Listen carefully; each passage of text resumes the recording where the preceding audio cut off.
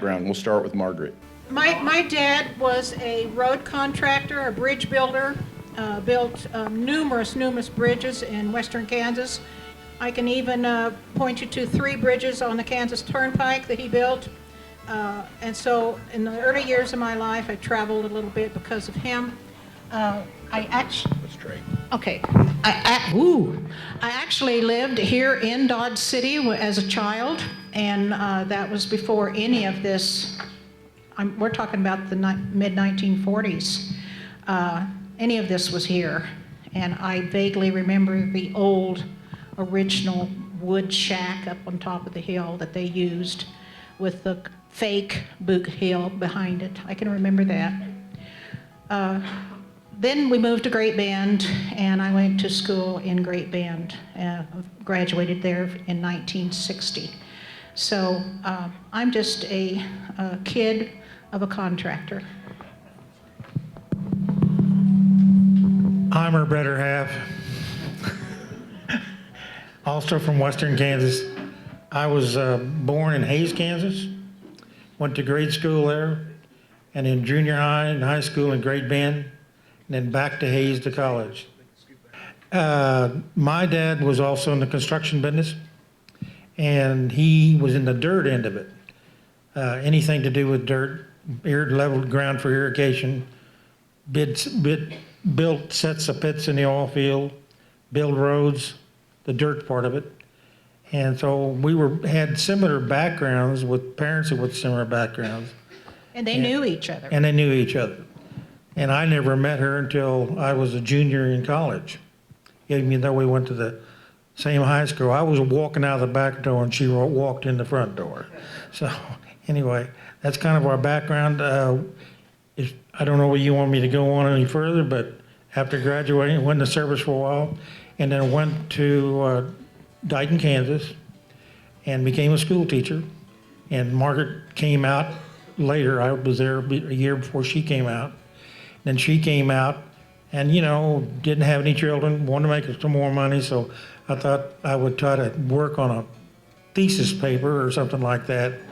And my original idea was to find something in Lane County, because you didn't have all the junior colleges like you do today back then. The closest college was Hays. And so I wanted to find something locally I could do work on, and stumbled across several comments where, well, first of all, we told people we were looking for things. And a rancher in the east part of the county called us one time and had us come out. We drove out, went out there, got in his Suburban, went out in the middle of pasture, and headed south. And all of a sudden, he just takes the wheel and cranks it to the right. And it just beat that Suburban. And I said, "What is that?" He said, "I don't know."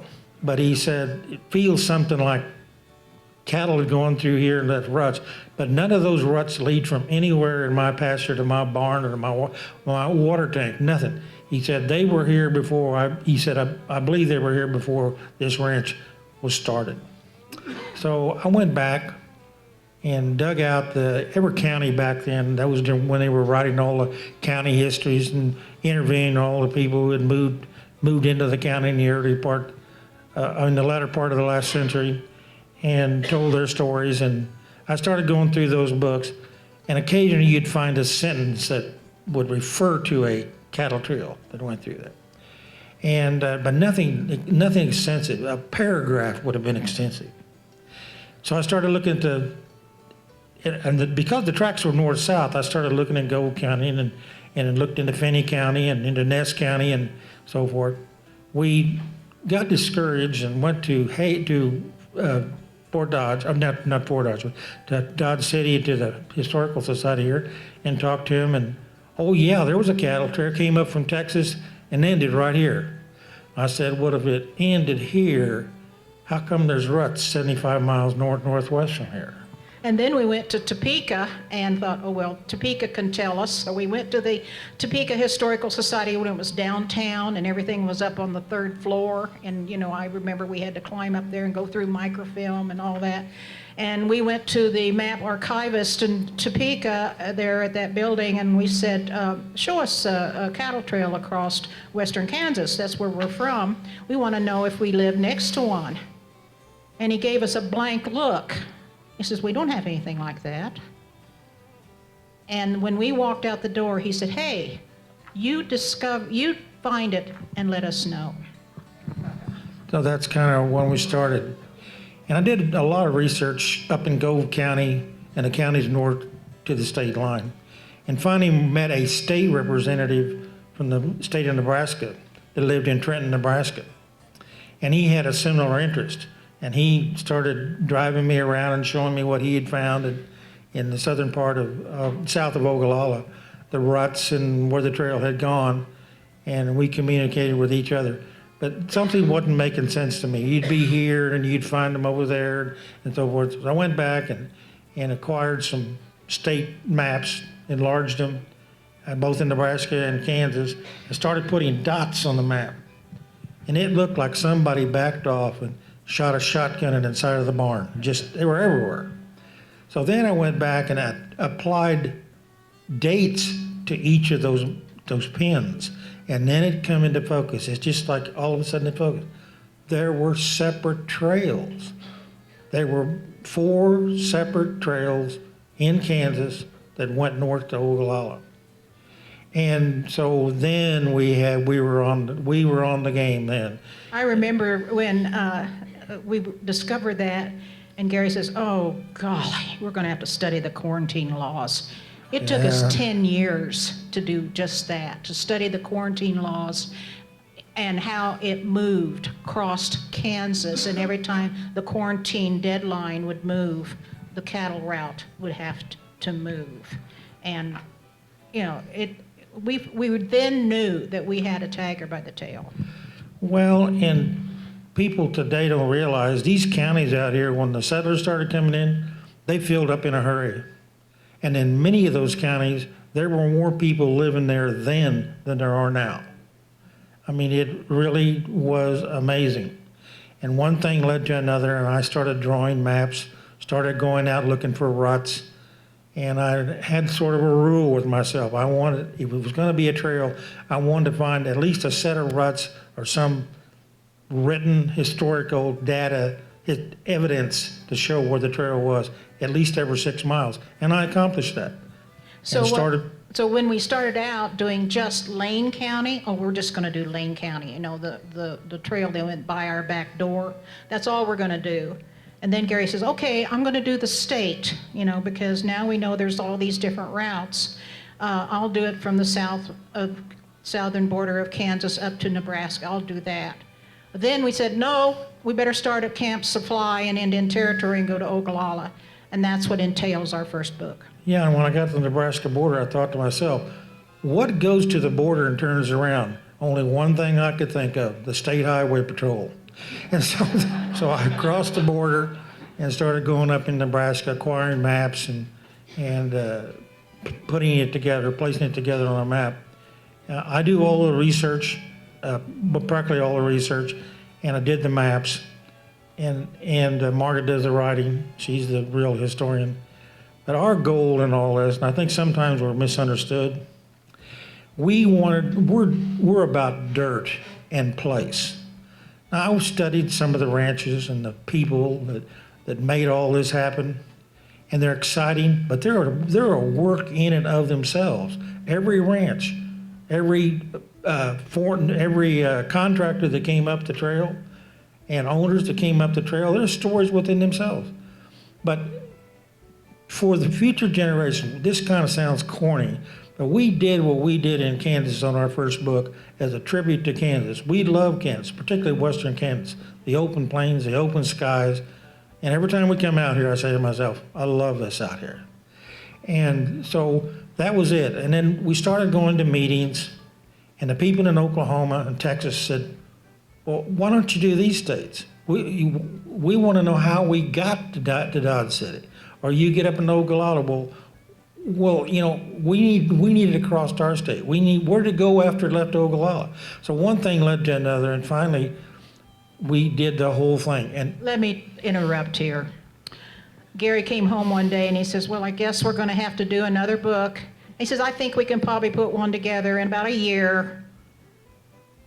10 years later? 10, 12 years later, it took us, to do Texas and to do the Dakotas and to do Montana and Wyoming. It took us another, I think it's more than 10 years maybe to do that part.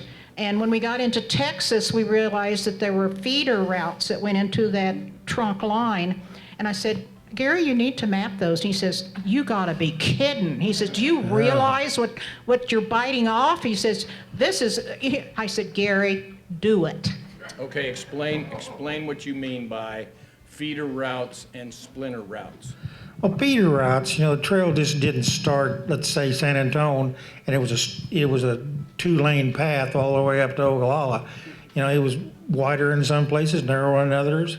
And then there were cattle that were brought in from ranches either to the left or to the right of it and went into it. Those were feeder routes. And in Texas and Oklahoma, you have feeder routes, some splinter routes in Oklahoma. But once you went north up into into Nebraska and Dakotas and Montana, then you had splinter routes.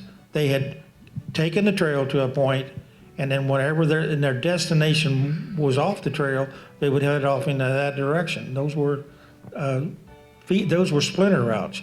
And go ahead. In this book, I think we identified either 14 or 16 feeder routes in Texas that feed into the trunk line. And Gary has them all mapped. And then you get up into Indian Territory, and then at that time, there was a network between the Chisholm Trail and the Western Trail, and cowboys could go back and forth, depending upon what their destination was. And so we have that in there, feeder route, spinner route, both ways. And then you get up into Nebraska. There was the splinter routes that left the main trail to go up into the Sioux Nation, and we have that in there. And then, of course, there were splinter routes that went into other reservations, and so feeder routes means routes that fed into the trunk line, usually in the south. Think of a tree. The roots were in Texas, and the branches were in Nebraska and the Dakotas. And the splinter routes mean they splinter off or they shoot off of the main trunk line. Tell us where your research trail has taken you.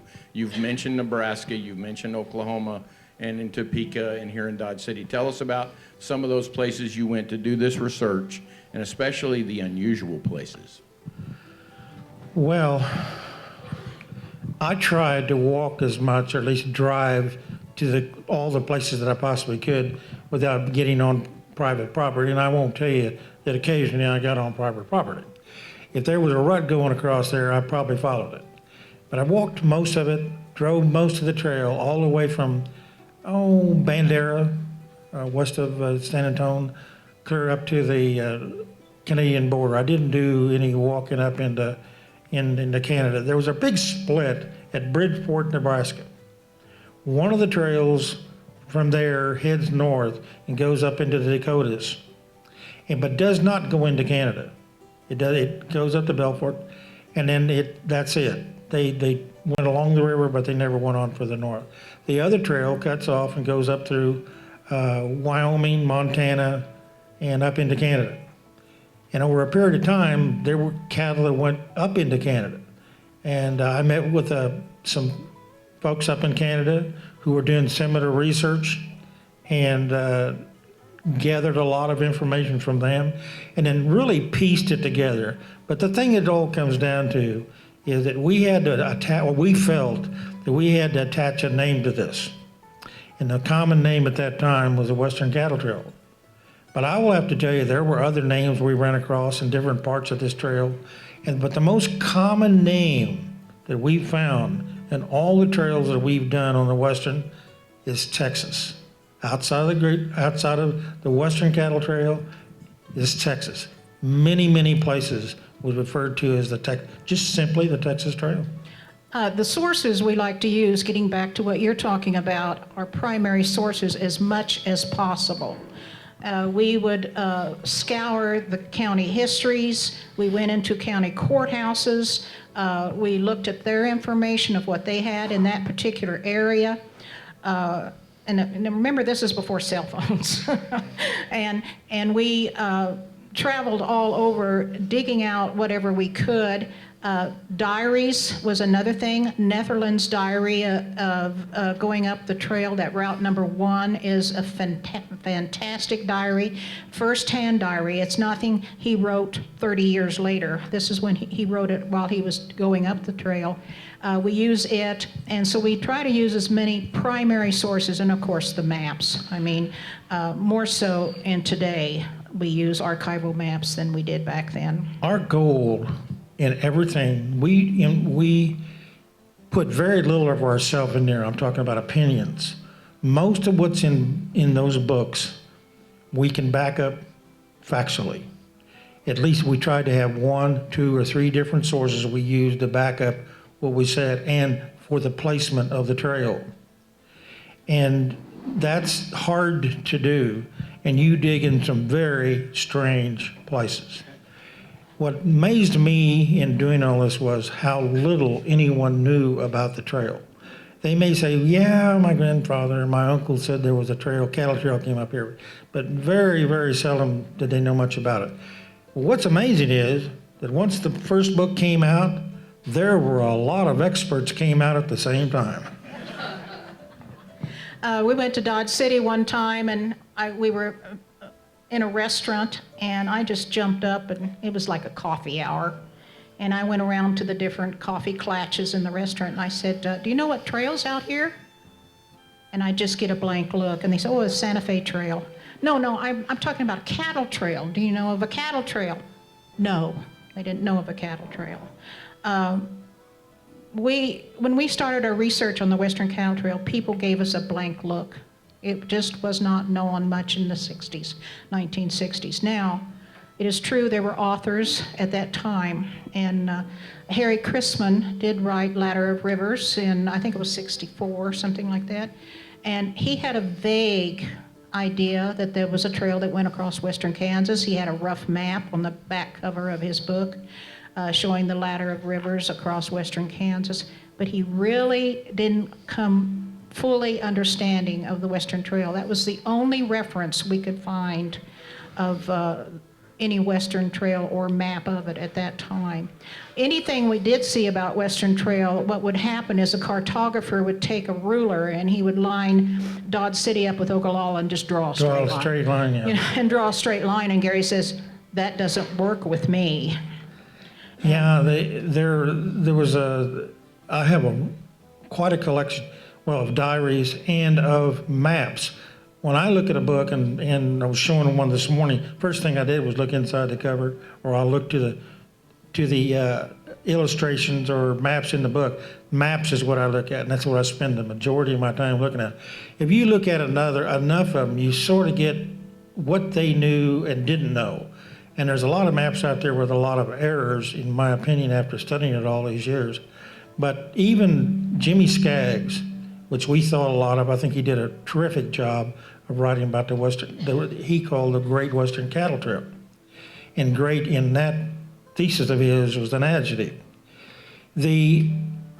But when he got to Dodge City, it was kind of a scriggly line northwest of Dodge. He knew that it went out there somewhere, but he didn't know where. Unfortunate thing about it was he wasn't even halfway up the trail. You know, he got to Ogallala, you still got to go about the same distance on north. So it was fascinating. Learned a lot about certain aspects from a cowboy standpoint, and things that they did, how the herds were handled. And the contractors was really amazing to me. I didn't realize that we got into it, that most of the cattle went up the trail, as was explained yesterday. It was handled by contractors. I mean, there were ranchers that took up their own herds, but as the time went on, most of those were contracted out with professionals to take the cattle up the trail. Margaret, you used a phrase, ladder of rivers. For clarification, tell people what you mean by that in terms of cattle trails history. Harry Chrisman explained that the drovers would go from river to river with a herd of cattle, and therefore he actually mapped the rivers across western Kansas and how they would go from one river to another river to another river, and he called it ladder of rivers. In other words, they would climb across Kansas going from river to river because the herds needed water. And that's also true of Texas, Oklahoma, Nebraska. That's true. All the way to Canada. And most of those trails, there were 4 of them went across Kansas. And when you get into the other states, most of the trails, you know, really followed trails that were set out by the Indians or the buffalo. When you get down to our military, a lot of those trails have similar backgrounds. I mean, not the whole distance, but for short distances. But they were looking for rivers and crossing. You got to remember today, when you drive up and down the highway, there's no water in a lot of these creeks. You know, it was showing pictures of the Pecos yesterday. Well, that was a mighty river back then. The Arkansas River, when I was a kid, my grandfather brought me up here. Front Street was still here. I remember it. And going down to the river, and there was a lot of water falling through here. So as time's gone by, and economics and farming practices and government practices has changed the whole landscape. It's really hard to see what they saw. And when the settlers started coming in, or allowed to come in, they came in, where did they settle first? At the same places. They settled along the creeks, they settled at the crossings. So, you know, most of those trails out there lasted 2 years maybe, and 3, and then they had to keep moving west because of the pressure of the settlers coming in. Settlers were coming in so fast in the 1870s. I mean, it was unbelievable how fast. I can't give you numbers today, but imagine this migration of immigrants coming across Kansas to the west, moving across to the west. Actually, farther west, Kansas didn't become really settled until the late 1870s.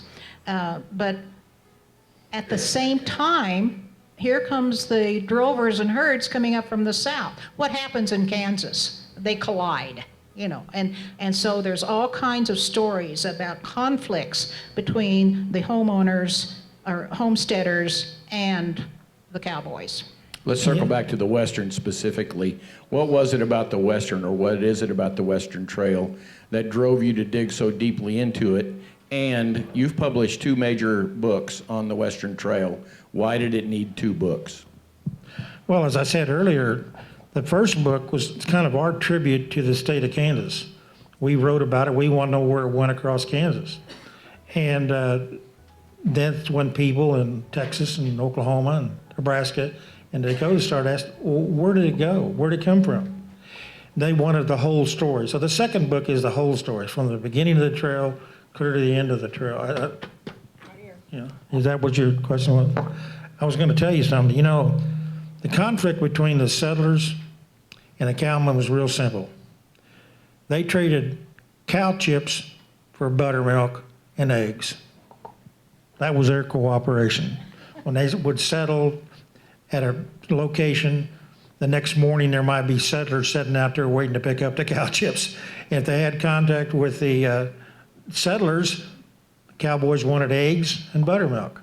So there was a cooperation there, but most of the time it was a conflict because they did not want their cattle to mix with the domestic cattle because of the Texas fever. You ask about why we continued with it. If any of you have done genealogy, you know you get into your family history and it just bites you and it gets a hold of you and you just can't turn loose of it. And that's the way it's been with Gary and me on the cattle trails. We started this when we were in our mid-20s, and it just became a passion with us. And we're native Kansans, you know. Both of our ancestors homesteaded in this state. And so it was just something that was personal to us to know about the cattle trails through our native state. And it's a real basic roots of what happened to the cattle industry today. I mean, those trails that came north brought cattle north. You know, most people before the Civil War, there wasn't a lot of beef in the north. I know a lot of the immigrants that came from Europe, particularly Central Europe, there were no herds of cattle over there. They would have some milk cows, but they raised hogs. My grandparents came here, they raised hogs. I knew a lot about hogs, but I didn't know anything about cattle. They had a few milk cows, and that was it. It was not common for them to have beef. Beef really took off about the same time that the trails took off, and it's been with us ever since. So you said you're a dirty old man, Gary. Well, I did take a shower, but you get dirty just going from here to there. You said you're a dirt guy. So your books included your own hand-drawn maps. Why are these maps so vital to the telling of the Western story?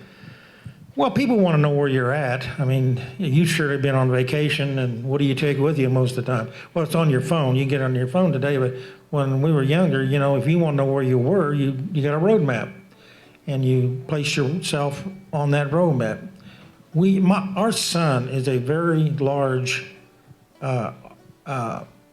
architect, and he could have drawn all these maps for us. And I went to him and he said, Gary, Dad, you need to draw these maps. People like hand-drawn maps. So when we couldn't find any maps, There you go. then we filled in between. We couldn't find the maps. They didn't exist. And the only way we could have a map to show people was for him to draw it. And that's how come there's so many hand-drawn maps. So, And there are a lot of thieves out there too. You go to the library and it says in the front of the book, there's a map in the book. Somebody got to it before I did. so you mentioned about driving the trail. Why is it important to actually be on these trails as you research them? Like I said, my father did a lot of dirt work. And so when I was real young, I was driving in the fields before I could ever drive on the road. And we set stakes. He leveled ground for irrigation. And you set stakes with cut and fill. And you had to drive from spot to spot, mark them red or blue. And you learn how to read maps, and you pay a lot of attention to contour. So I was in early contact with contour maps. Well, if we could only look most of the time a section or maybe even a surveyor's section, which was a 6 by 6 at a time, but you can't draw a line from this corner, or 36 to number 1, not a straight line. They followed their way through. And what we found trying to follow the cattle trail was when they could, they followed the ridges. They didn't follow the bottoms, because there were, you'd get down into, a lot of the streams, particularly if there was water in them, had cattails and cottonwoods and all kinds of brush down the bottom. So they followed, for the most part, when they could, from crossing to crossing of the creeks, the ridge tops. So is it possible to drive somewhat close to the Western Trail? And if so, how would you recommend? What highways would you use? Well, if you're not from Kansas and you're not familiar with this country, I would suggest you stay on blacktops. So you get to wandering around out there and you have a problem. It may be a long way to that. Somebody mentioned earlier, he saw a light. I think Liker talked about a light in the distance and walk to it, because that might just be a light out by the corral or water tank and you get nothing. Margaret had an incident, and we drove to Garden City in the middle of the night, and I left her at the hospital in St. Anne's and started back, and the water pump went out. And I about froze to death. So I figured I'm either going to freeze to death in the car, or I'm going to try to walk out of here. And I walked to one of those lights. Luckily, there was somebody living there. Had they not been there, I'd have frozen to death. So you don't want to fool around in this country or anywhere on the plains in the wintertime. You can get into a lot of trouble. So I'm real cautious when people come to me and want to know where do you look for, what you look for. You better take water with you, a blanket, and somebody with you. You're wandering around out there by yourself, and you get my age, and I have to really be careful now that I've got into this position, because I wander around a lot. You get into trouble and your cell phone doesn't work, you're in real trouble, and particularly in the wintertime. Give us a U.S. highway that roughly follows the Western Trail.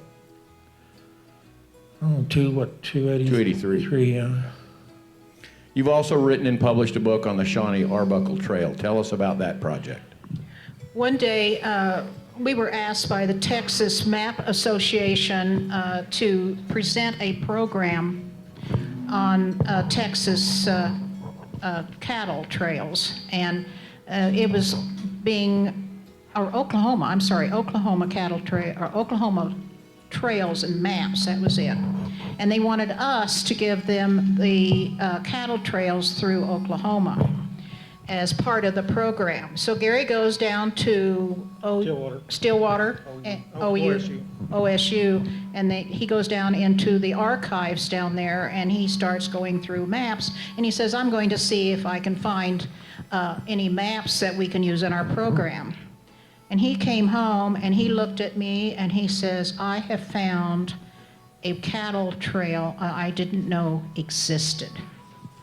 And that was the Shawnee Arbuckle Trail. And do you know that now, just recently, we have been studying different historians through the 20th century. They didn't know about that trail. They just didn't. They talk about the Abilene Trail, they talk about the Chisholm Trail, they talk about the Shawnee Trail. None of them talk about the West Shawnee Trail. And so we decided that this was a trail that needed to be talked about, and so we published the Shawnee Arbuckle Cattle Trail, and it talks about the trail going across Indian Territory from the Red River north to the northern border to go to Abilene. And this was the original route that was used to go to Abilene. We called it the Shawnee Arbuckle Trail because that's what Monty called it. Monty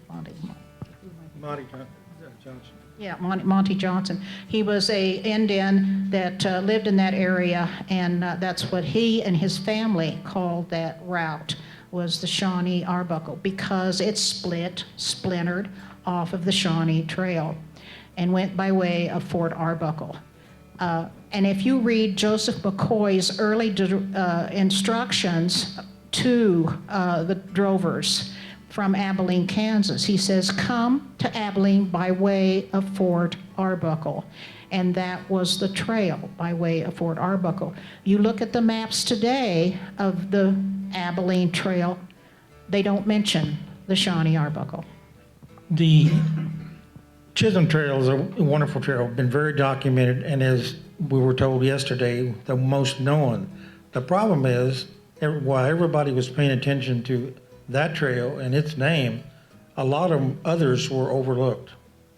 We have since found there's a crossover trail that takes you to the West Shawnee Trail. We have that all mapped out. It'll be in our new book. And in the last 2 months, I found the trail from Texas to Coffeyville, Kansas. And nobody knew where it was. And I have it all mapped out now. And that's kind of what we do. We're not trying to get cross-trace with anybody. We want to bring things to light while we can, so that future people and people interested in Western history can profit by it. Without the trail, we belong to the Wild West Association, and they wanted to know, well, how could we contribute? I said, if the cattle trails didn't go to those towns, you wouldn't have any stories. They had to go there first. When the National Park Service was doing their feasibility study, they used the Abilene Trail as the main route to Abilene, Kansas, and they called it the Chisholm Trail. It was the Abilene Trail on maps. But we went to them and we said, well, you know, the Shawnee Arbuckle was the original route that was used. They used that for 4 years before they ever moved over to use the Abilene Trail. And so when the feasibility study came out, they said, oh yeah, footnote, the Shawnee Arbuckle was an alternate route. No, it wasn't an alternate route. It was the original route. They came to our house and wanted to know about the trail and wanted my opinion. I said, well, I've looked at your feasibility study. You only go to the Nebraska line. I said, no trail went to the Nebraska line and stopped. Well, I said, well, where do you think we ought to have it go to finish this? I said, you need to take it at least to Ogallala. You were only halfway there when you got there, but I know you're trying to, because of the charges you were given, you want to get it done, you know, somewhere close to where you leave off at the Kansas border. I said Ogallala would be a good choice. And Ogallala was a whale of a cow town. It had a lot of choices. When you got there, you could put, about a third of cattle were put on trains and went east to the packing houses. A third of the cattle went up into the Dakotas to feed the Indians, and the other third went to ranches throughout the Dakotas, Montana, Wyoming, to restock the plains because the buffalo were gone. And so they were wide open. And the Texans got to, other things we learned along the line was that when the Texans got to Dodge City, a lot of times the hands changed, particularly the Hispanics. They didn't like to go north of Dodge City. They just didn't like to do that. They're family people, and they want to get back home. So a lot of times the men on the drive would change there. Then when you got up further into the Dakotas, particularly north of Ogallala, you have a cowboy that's not talked about very much. We hear about the black cowboys and about the Hispanics. There were Indian cowboys too, and it's been very, very overlooked. Tell us more about the drovers that you encountered. Tell us more about the drovers you encountered and also have cited in your We don't concentrate on personalities a whole lot. I know some people want us to talk about the King Ranch, the XIT Ranch, the personalities involved, the cowboys, and so on and so forth. But when it comes to the diaries, that's a different story. In the first book, it was Louis Netherland. And in the second book, we had other diaries that we pulled from. And the book we're working on right now, we have 4 diaries that I'm talking about, diaries written at the time period, not 30 years later. And so those are the ones that we accentuate. And to us, the actual words of a drover speaking to us directly is important. Well, you realize that the Bible in Texas is the trail drivers of Texas. But there was 35,000 cowboys they estimate went up the trail. There's only about 350 cowboys listed in there. Now they mention other cowboys they went up the trail with. There's a lot of names in there. I've gone through and picked them all out and logged them. But I think what happened was he had a wonderful idea, but he didn't realize that the people they were talking to, a lot of them could read or write. Now, if he'd have sent a stenographer out there or somebody to get their stories, we would have a wealth of information today.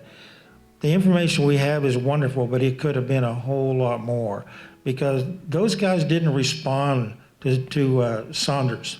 I mean, they couldn't read, they couldn't write. They felt an embarrassment if somebody asked them questions. They could express themselves verbally, but they couldn't put it in writing. It's a wonderful, wonderful document, 1,100 pages long or something like that. Those of you that may not know, Frank Collison went up the trail with Captain Lytle, and he talks about Life in the Saddle is his book.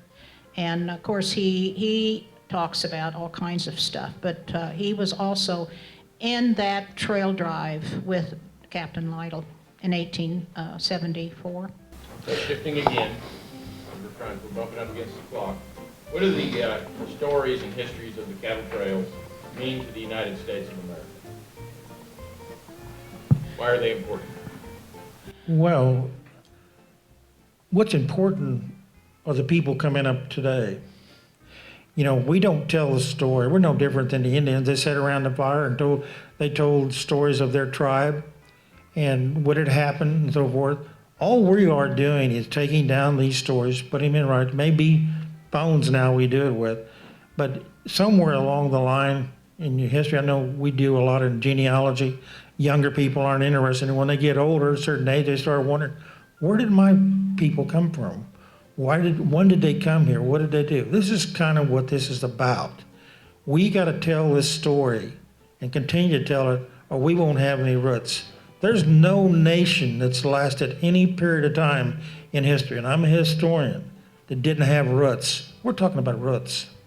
We're also talking about the impact of this industry. The cattle trail industry had a tremendous impact on this state as well as other states. But the project we're working on right now is describing how Kansas was the Kansas Pacific and the Atchison, Topeka, and Santa Fe were fighting over the chance to have the cattle trade, because the cattle trade was so important economically, and also to pull the Texas people out of poverty, and it just had tremendous impact, and economically and physiologically, and it was just, even today, we're number one in beef producing today in the state of Kansas. And so the impact of the cattle drives back then is unmeasurable. Very seldom do you see anything on the Civil War.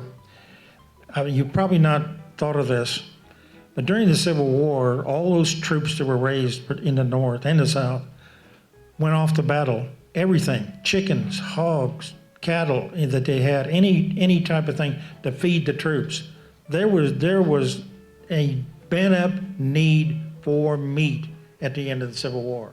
So the demand was there, and the trails fell into it very much like that. In trail history, I divided into two parts. There's trail history after Texas became a state until the Civil War, and there's trail history after that. And then there are the trail drivers of Texas. But you got to realize, when they tried to get the drovers to talk about their experiences during the trail driving period, this was 30 to 50 years after the fact. So a lot of times you got to be real careful. You better study your history, because what they say not be what there really was. And the information's there, but the names, somebody was talking about names. The names become very important at that point. You have to know the history and plug in the right circumstances, because they were dealing from memories that were old by the time the trail drivers of Texas came along.